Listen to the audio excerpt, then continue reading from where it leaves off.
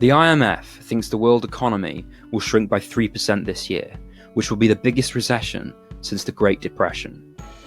But what is a recession?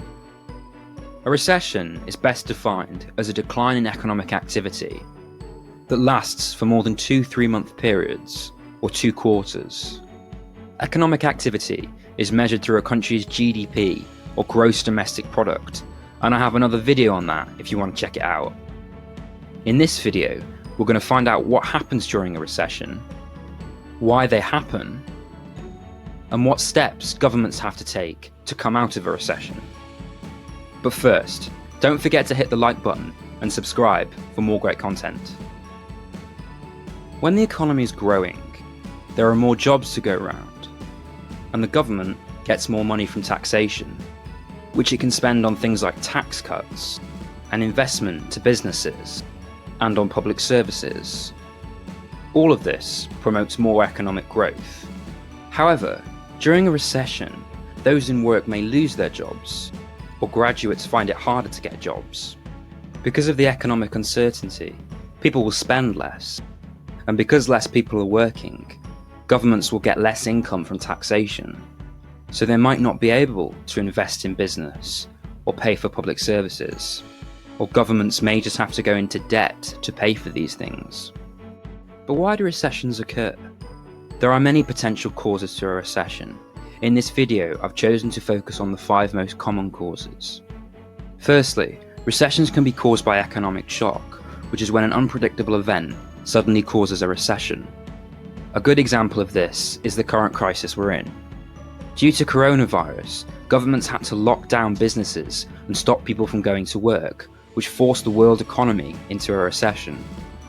Another example of this is the 1973 oil crisis, which was when OPEC, or the Organization of Petroleum Exporting Countries, forced oil prices up to 400%, which caused a worldwide recession, albeit only in the short term. Recessions can also be caused by debt being too high. This is what caused the 2008 financial crash, which led to, for example, the UK's GDP falling by 7.2%. Mortgages, which are loans given to people by banks so they can pay off their houses, were being given to millions of people who couldn't actually ever pay them back.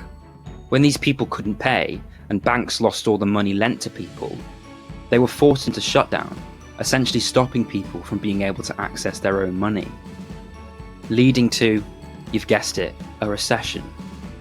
Thirdly, recessions can be caused by inflation or deflation. Inflation is the process by which prices naturally rise over time, as more money is printed by central banks. However, when inflation causes prices to rise faster than wages, central banks might increase the interest rate, which incentivizes people to save and thus take money out of the economy. Consequently, economic activity is depressed, leading to, you've guessed it, a recession. On the other hand, recessions can be caused by deflation, which is the opposite of inflation. Deflation is when prices and wages decline, leading to people and businesses spending less, causing a recession. Recessions can also be caused by economic bubbles bursting. Economic bubbles are created when investors get very optimistic about something and invest a lot more into it than they normally would because they want a piece of the action. A good example of this is with the internet in the late 90s. Investors would literally invest in any business that had a .com in its name. Economic bubbles are burst when investors suddenly get cold feet and lose confidence and then suddenly start selling their stocks. As everyone follows suit, the price of stocks quickly diminishes. And as companies lose stock, they start laying people off, leading to a recession. Finally, recessions can be caused by technological change, making certain professions obsolete. For example, the Industrial Revolution caused many craft workers to lose their jobs, as machines could do their jobs much easier and much cheaper. Some have argued that AI will have a similar effect in the near future. So what steps do governments have to take to come out of a recession? Generally, recessions tend to force governments to spend more on public services to support the unemployed, as well as in certain industries to keep them afloat, like manufacturing. Part of the reason why this is done is to avoid depressions, which is when much higher unemployment and falls in GDP occur.